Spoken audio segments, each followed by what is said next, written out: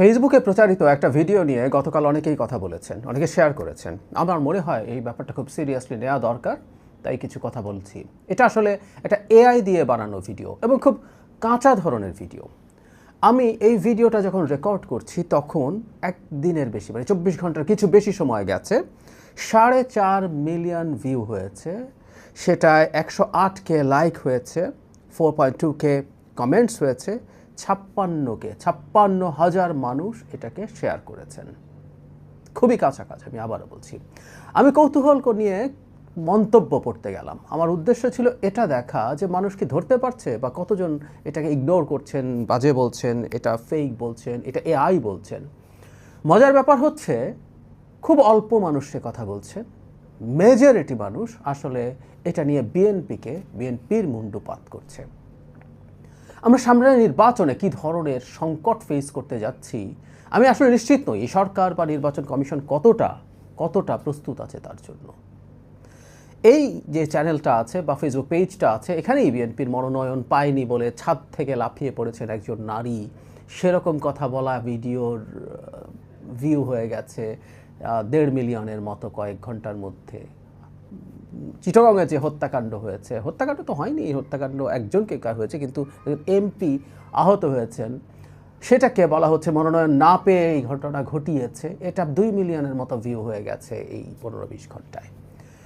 তার মানে আমরা আসলে কি হবে কি হচ্ছে বুঝতে পারছি কি? আমাদের দেশের মানুষের ডিজিটাল লিটারেসি, বিশেষ করে সাধারণ মানুষের এমন পর্যায়ে যে তারা এগুলো গ্রহণ করবেন।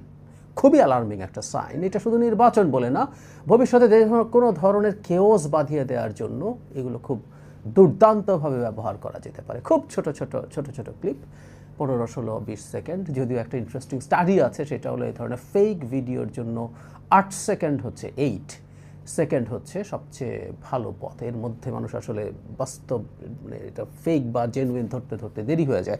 আবারও বলছি, এটা এত বাজে, এটা ভালো ভিডিওর ক্ষেত্রে। ভালো ভিডিও খুব মনোযোগ দিয়ে দেখলে মানুষ ধরে ফেলতে পারার কথা। এগুলো সবই বারবার বলছি ওয়েস্টের ব্যাপার। এটা এত কাঁচা যে এটা আমরা এভাবে কানেক্ট করছে। এটা কেন কানেক্ট করছে সেই জায়গায় আসবো, কিন্তু নির্বাচন কমিশন আসলে কি করছে?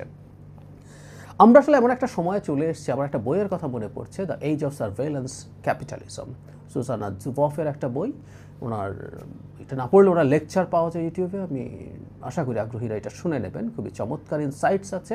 একটা জিনিস আমি একটু এখানে উল্লেখ করতে চাই, এই বইটা উনি 5-6 বছর আগে লিখেছেন। সেটা হচ্ছে আমরা এমন একটা বুমের মধ্যে পড়ে গেছি সোশ্যাল মিডিয়ায়। এটার সাথে যেহেতু সার্ভেইলেন্স ক্যাপিটালিজম, আমি কোথায় কী করছি না করছি, কীভাবে মুভ করছি, কীভাবে চলছি, কোথায় রিয়্যাক্ট করছি, সে রিয়্যাক্ট করছি, কীভাবে বেশি রিয়্যাক্ট করছি, এগুলো সে দেখে এটাকে ক্যাশ করে ক্যাপিটাল বানিয়ে সে যেহেতু ব্যবসা করে সেগুলো ট্রেস করে, সেটা ফাইট। কিন্তু স্টেট বা আদার রেগুলেটিং বডিজ যারা আছে তারা তো এগুলো রেগুলেট করতে পারার কথা। সমস্যা হচ্ছে আমরা যথেষ্ট পরিমাণ রেগুলেটরি বডি, লজ এগুলো তৈরি হওয়ার আগেই সোশ্যাল মিডিয়ার এরকম বুম হয়ে গেছে। ফলে এগুলো নিয়ে আমরা কি করব আমরা ঠিক কুলিয়ে উঠতে পারছি না। আমাদের এগুলো যত স্লোলি তৈরি হয়, এটার ডেভেলপমেন্ট তার চাইতে অনেক বেশি ফাস্টার হয়ে যায়। এখন এআইকে আমরা যদি যোগ করি তাহলে ব্যাপারটা কেমন দাঁড়ায়? এটা একটা বিভৎস ব্যাপার হয়ে দাঁড়াচ্ছে। আমরা খেয়াল করি নির্বাচনকে সামনে রেখে যে কোনো কিছু হতে পারে, যে কোনো একজন ক্যান্ডিডেটকে টার্গেট করে এই ধরনের এআই ভিডিও বানিয়ে তার চরিত্র হনন করা হতে পারে।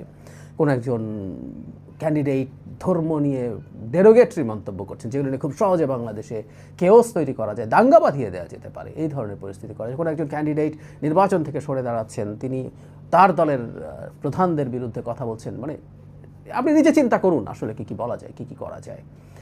এই হচ্ছে পরিস্থিতি এবং এই দেশের মানুষ এগুলো বিশ্বাস করে, অনেক মানুষ বিশ্বাস করে। এগুলো ভোটের রাজনীতিতে সেটা কাজ করবে, অনেক ক্ষেত্রে বয়ানে কাজ করবে না সেই মেজরিটি। কারণ হলো যারা বয়ান তৈরি করেন তারা এগুলো হয়তো অনেকেই ধরতে পারবেন, কিন্তু সমস্যা হচ্ছে ভোটের রাজনীতিতে সবারই ভোট আছে, সবারই একটা করে ভোট আছে। আমরা বর্তমান ডিজিটাল যুগে ইকো চেম্বারে বাস করি, মানে আমি আমার পছন্দের মতো সত্য, পোস্ট ট্রুথ ওয়ার্ল্ড বলে, আমরা আমাদের পছন্দের মতো সত্য খুঁজে বেড়াই, যেটা শুনতে আমার ভালো লাগে।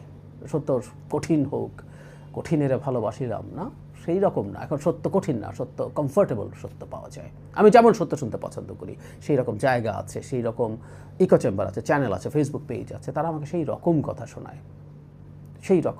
আওয়ামী লীগের পেজে গেলে দেখা যাবে বাংলাদেশে বহু কিছু ঘটে যাচ্ছে, আওয়ামী লীগ বিরাট সব মিছিল করছে, সরকার পতন ঘটিয়ে দিচ্ছে, সেনাবাহিনীর মধ্যে বিরাট দ্বন্দ্ব, ডক্টর ইউনূসের আর বেশি দিন বাকি নাই, শেখ হাসিনা যে কোনো দিন ফিরে আসছে, লোকজন এটা গিয়ে দেখতে পারে। আবার একইভাবে বাংলাদেশে যারা 5 বছর ক্ষমতা রাখতে চায়, ইউনূস সরকারকে রাখতে চায়, সেনাপ্রধানকে ফেলে দিতে চায়, সকাল বিকাল সেনাপ্রধান পড়ে যাচ্ছেন টাইপের আলাপ পাওয়া যায়। সো মানুষ ওগুলোতে গিয়ে কানেক্ট করতে থাকে। ফলে নির্বাচনেও এই ঘটনাগুলো ঘটবে। যারা তার পছন্দের বা অপছন্দের প্রার্থী আছে তাদের প্রতি এই ধরনের কাজ যে কোনো দল যে কোনো দিক থেকে হবার সম্ভাবনা আছে। আমি বারবার বলছি যে আমাদের প্রস্তুতি কতটুকু আছে, এই সরকার বেসিক আইন শৃঙ্খলা রক্ষা করতে কতটুকু পারবে সেটা নিয়েই প্রশ্ন আছে। এখানে তাদের প্রস্তুতি কি, কতটা, আমি আসলে একেবারেই জানি না। আমি সিরিয়াসলি ধারণা করছি সামনের নির্বাচনে এটাই সম্ভবত সবচেয়ে বড় চ্যালেঞ্জ হতে যাচ্ছে।